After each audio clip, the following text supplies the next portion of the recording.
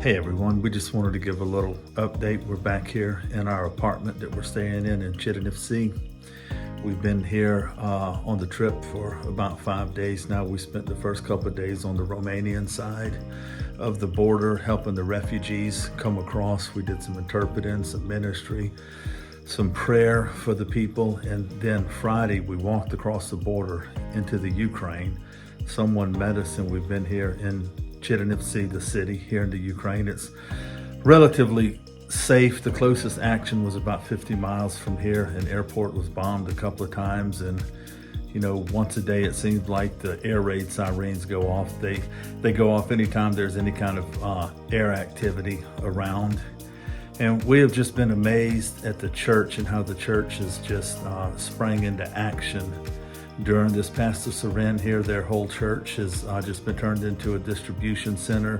They house refugees that's coming in from Donetsk and Kiev in the bombed regions and Mariupol, and the stories are just heart-wrenching of the people that were bombed out and escaped from their towns under gunfire to get here with their families, and some of the men are left there.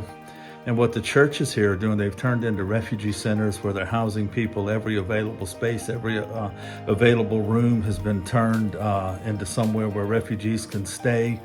They're sending out thousands and thousands and thousands of pounds of food a day. I believe yesterday the church sent out over 60,000 pounds of food. And they have drivers that volunteer that drive into the hot points where the war is still raging and where people don't have anything. And these people are very heroic with what they're doing. They're helping the kids. We went to an orphanage.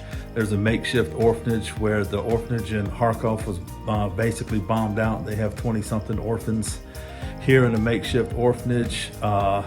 There's no school here in the country. All schools been canceled. Anyone who can study online, they do, and the orphans didn't have any way to study. They didn't have any tablets. So we went to the store and we bought some tablets and provided that for them so that they can study.